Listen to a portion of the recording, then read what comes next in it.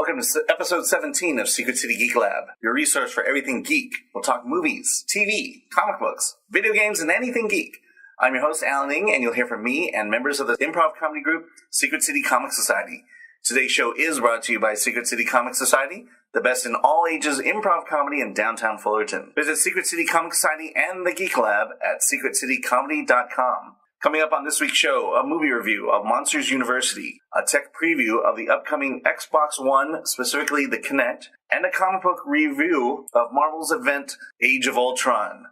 Coming up first is our review of Monsters University. Monsters University starts as an oddball child, Mike Wazowski. He's inspired to become a professional scarer after visiting Monsters Incorporated on a school field trip. Monsters University, the foremost training ground for any scarer, is a setting where Mike and Sully first meet. They start off as rivals, but now must work together to fulfill their dreams. Monsters University is released on June 21st, 2013, and it's produced by the Walt Disney Company and Pixar Animation. The story begins when Mike Wazowski, played by Billy Crystal, arrives on the campus of Monsters University to pursue his dreams to becoming a top-class scarer. He not only meets his roommate, Randall Boggs, played by Steve Buscemi, but he also meets his main rival, Sully, played by John Goodman. The scare courses at Monster University are difficult, but they are the best, and only the best scarers will stay, and in order to stay, you must pass the finals. Through a series of events, Mike and Sully attempt to sabotage each other, but that gets them kicked out of the Scare program. Their only hope is to win the Scare Olympics competition. They not only must have to join the worst fraternity on campus, but they also have to work together to succeed. This is where the similarities between Monsters University and Revenge of the Nerds begin. Here's the inherent problem with Monsters University, and primarily the Pixar. Pixar has set the bar so high on its quality of films, like Up and Toy Story 3. They've really proven themselves to basically hit it out of the park with every movie, that when a movie like Monsters University comes along, it pales in comparison. So a relatively good movie can often be seen as a failure. Monsters University is a great movie to take your kids to see, but it's not going to get any Oscar nominations, at least for Best Picture by any means. Monsters University falls into this category. For all intent and purpose, Monsters University is Monsters Meet Revenge of the Nerds, and there's nothing wrong with that. Kids and fans of Monsters, Inc. will love this movie because it'll bring back their favorite characters, Mike, Sully, and Randall, and put them in a different setting. The real heart of the story here is Mike Wazowski. You'll follow a kid who just doesn't fit in. He knows what he wants to be, even if no one believes he can do it. Your heart will grow as you see how he fulfills his destiny. You might say that this movie is a prequel, but it's so far removed in time from Monsters Incorporated that you don't need to obsess about any continuity issues. Basically, just sit back and enjoy the action. The chemistry between Billy Crystal and John Goodman is not lost in this movie, and you'll love hearing old favorites such as Bonnie Hunt, Steve Buscemi, and John Ratzenberger, and a big welcome to Nathan Fillion into the Pixar world. Normally I wouldn't mention the opening short, which is called Blue Umbrella. It's a love story between a blue and a red umbrella, reminiscent of Disney's Paperman short that appeared at the beginning of Wreck-It Ralph. It's basically the same story as Paperman, but it's a love story between two umbrellas. But what I will say about the short is that a lot of these shorts tend to be technological experiments for Pixar. Blue Umbrella is the first, for the lack of a better term, a photorealistic short. It appears to combine live-action elements with Pixar animation. I bring this up because Monsters University, to me, has the best graphics of any Pixar movie so far. There's a point in the movie where Mike and Sully are in the human world, and you would swear that the environment that they're in is real, and that somehow they've managed to bring Pixar characters to live in the world that you and I live in. It's just that is that real. If you're a big fan of Secret City Geek Lab, a while ago we had a debate on whether 3D movies are worth it or not. I saw the movie in 2D, but it's probably the first time that I wish I was actually watching in 3D. You can kind of see the play of depth within the scenery, within the effects, and the clarity of the movie. It was just so crisp that it really works in 3D, and I'm probably going to go see it again in that format. What I liked about the movie are the graphics. They're incredible. Also that we get to revisit some of our favorite friends from Monsters Incorporated, and also fan favorite Nathan Fillion joins the cast.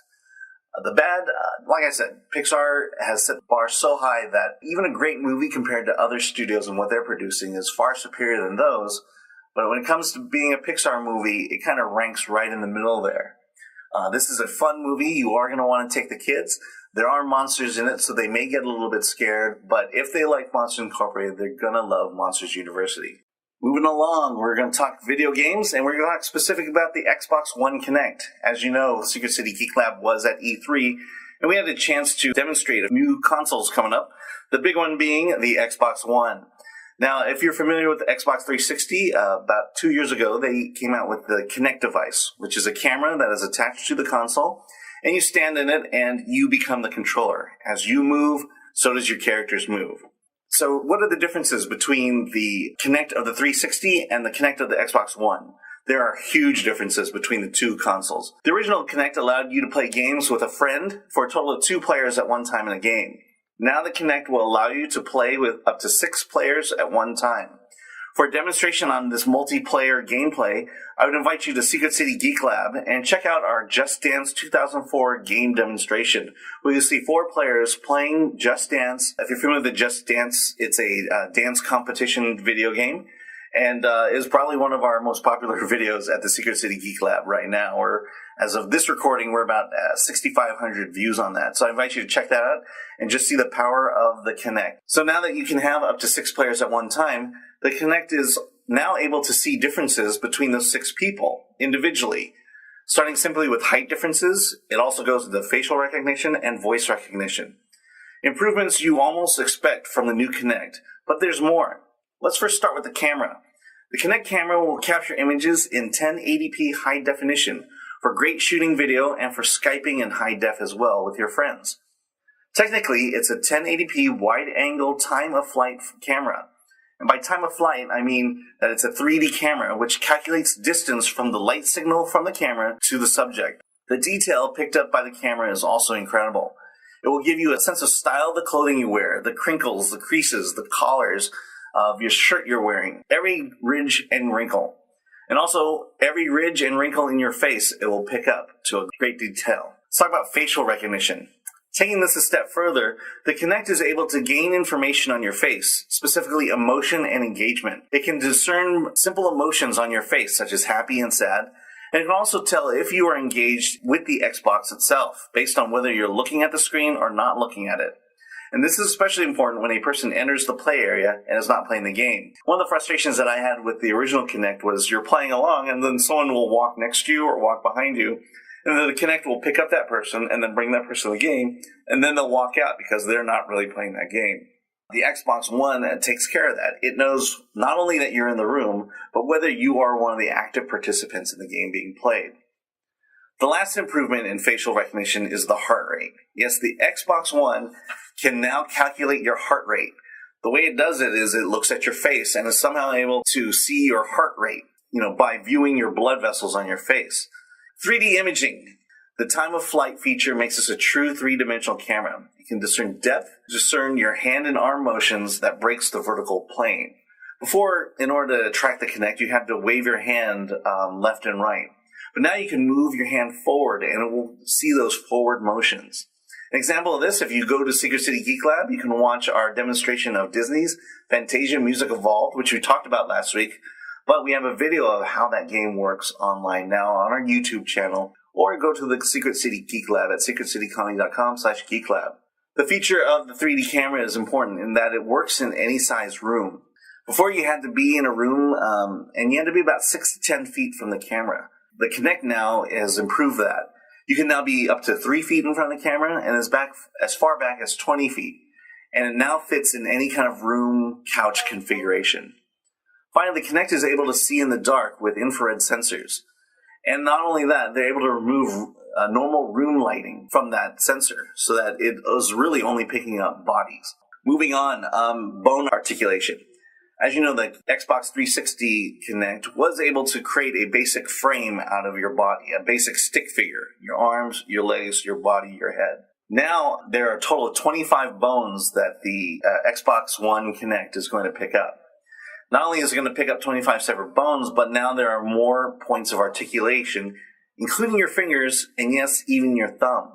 If you saw the Xbox One press conference, you saw that the finger movements was one that would help control your entertainment system or Entertainment Center on the Xbox One. With the combination of bone articulation and 3D imaging, this allows the Kinect to see your body orientation. Simply put, what direction is your body pointing to? Is it pointing straight ahead, or is it kind of moving to the left or to the right? Using all this information, the Xbox One is able to estimate your muscle movements. So it knows where your body or where the weight of your body is shifting, whether to the left or to the right. Also, when you jump, it also calculates how your muscle movements all work together. What this means is that when you're moving, your POV in the game can change by shifting your weight. For example, before, if you had to move the camera to the left or to the right, you had to move your arms and move your body to the left, step to the left, or step to the right. In this case now, you only have to shift your weight to the left and to the right, which makes moving the view of your camera much easier and much more smooth and much more fluent and much more accurate. The new Xbox has addressed many of the frustrations that I had with the original Kinect. Most glaring is the room size, the people who walk to and behind you, but also it ups the stakes in gameplay. Tennis games can now factor your full body and your muscle movements as you're playing tennis. It can see how you're holding that racket and whether you're putting a spin on it.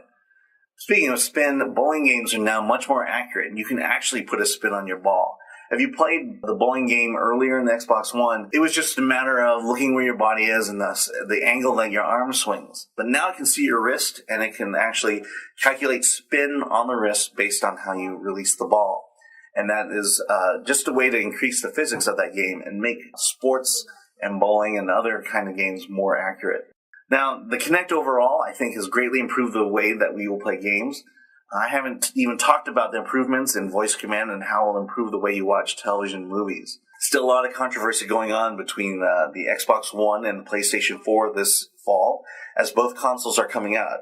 It's going to be interesting to see who wins this war, but I think from a technological standpoint, from a standpoint outside of games even, that the Xbox One kind of winning that battle. Xbox One truly wants to be your entertainment center, while the PlayStation 4 seems to really want to be your video game center. It's finally over. The Age of Ultron is out. Ultron is defeated, but at what cost? If you've been following the series, you know that Ultron's forces had come to Earth and destroyed all of Earth and Earth's mightiest heroes, all except Wolverine and Invisible Girl, who goes back in time to assassinate Hank Pym, the creator of Ultron, before he has a chance to create Ultron. But when returning to their own timeline, they realize that they didn't change the history for the better. What they did was change the way the Earth would be destroyed in a different way, which is through Morgana Le Fay. Wolverine decides that he needs to return back to the past once again, not only to stop himself from killing Hank Pym, but to prevent him from creating Ultron or finding a way to defeat Ultron and, at the same time, protect the current timeline. Just before Ultron begins his onslaught, a mysterious message to deliver to Hank Pym in the future from the Hank Pym of the past. It is this message that ultimately prevents the full assault of Ultron on the Marvel Universe, averting any kind of crisis.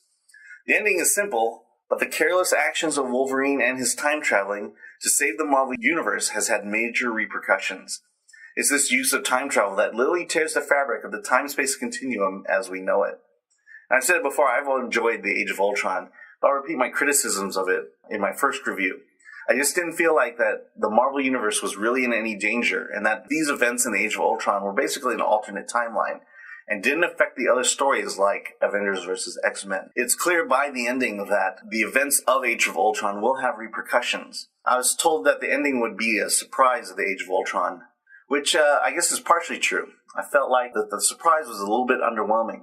For example, the appearance of Angela was a huge reveal, but that was spoiled earlier and a couple months ago. But that wasn't the real reveal.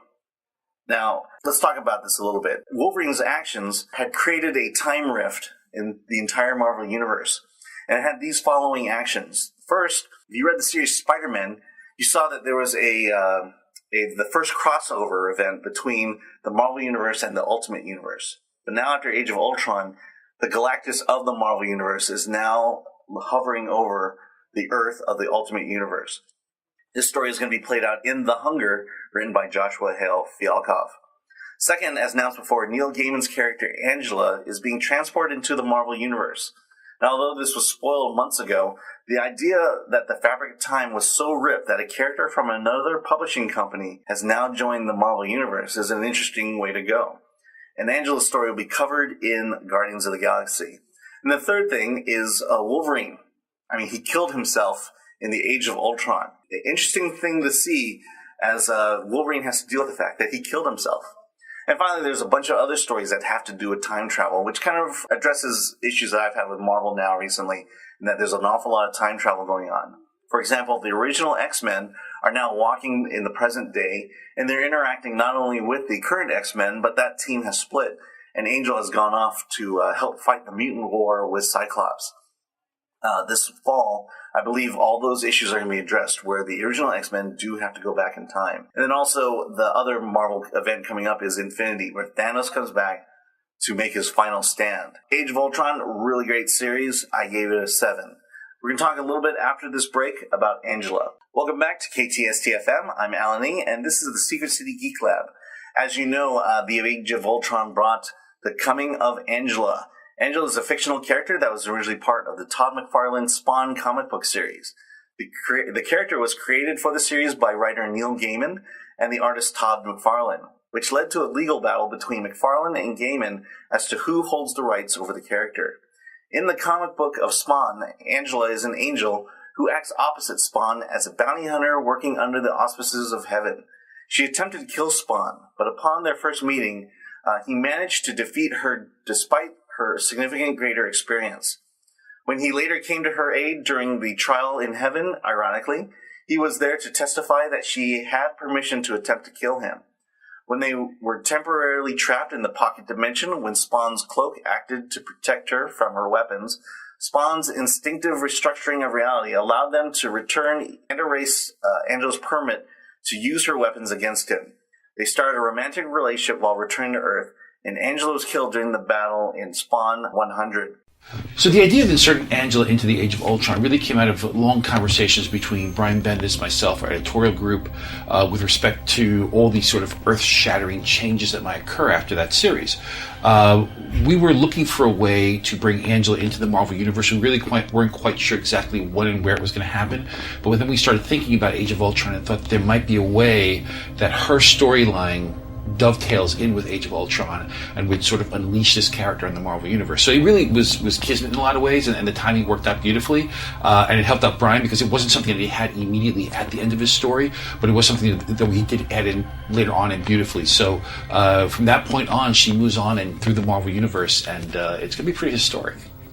When it came to the redesign of Angela, a lot of things came into play here. First of all, there was a certain, iconography to the character that made her recognizable, something that Todd McFarlane and Greg Capullo really started created in the McFarlane universe. So I didn't want to deviate too far from that, but at the same time, there were inconsistencies in the characters. Like after Greg had been done drawing her in the Angela series, subsequent artists didn't really draw her the same from book to book and sometimes panel to panel. So I wanted to bring a little bit of consistency to it, but I also wanted to add a little bit of a Marvel flavor to it. So we're looking at Angela very much as a character that comes out of our cosmic universe. So keeping that in mind, I wanted to add a little bit of, some curvy cosmic lines to it. You'll notice that some graphics on her costume and on her weaponry that have a bit of a curvy flair. So I need to Marvelize it in a lot of ways. And again, standardize the costume so that it sort of worked in 3D and you could really turn it around and all the elements would work and she could actually walk around in that costume. I'm sure it'll change over time as we start moving on because, as I start looking at it, she's supposed to be a warrior. There's not a lot covering her up in case she gets into a battle. So I'm sure we'll be changing some of those things as we go along. But initially, I wanted her iconography, her look, her silhouette to be very, very similar so that people who remember Angela from back in the day will find her recognizable now. Now, where she goes from there, that morphing of her character will definitely come out of stories. We have a very, very deep, rich history for Marvel, for Angela within the Marvel Universe that I think fans are going to really dig, and they'll see how that metamorphosis changes the character as she moves through our timeline. This is Alan Ng with KTST-FM, and this is the Secret City Geek Lab. Let's talk a little bit of geek news before we end tonight. Big breaking news, Robert Downey Jr. signs on for Avengers 2 and 3. His contract ran out after Iron Man 3. And the question was what was Robert Downey going to do to get back into the Marvel Universe, and how much was Marvel going to have to pay? My guess is they paid him a lot. Okay, I'm having problems with this. There we go. We'll get this. All right. And also in geek news, there we go. Lego. There is now an X-Wing at LEGO, a full-size. It showed up at the Legoland in Carlsbad after traveling 2,800 miles from New York's Times Square. The world's largest LEGO model is now at Legoland. It is an X-Wing starfighter. It contains over 5 million LEGO bricks, and it's 11 feet tall, weighs 45,000 feet. So head on over to Legoland to visit that. Well, this has been episode 17 of Secret City Geek Lab. It is brought to you by Secret City Comic Society, Fullerton's best all-ages improv comedy. Come back next week for more news and updates in the world of geekdom and nerdity. And visit us online at secretcitycomedy.com/geeklab. So until next time, have a great week.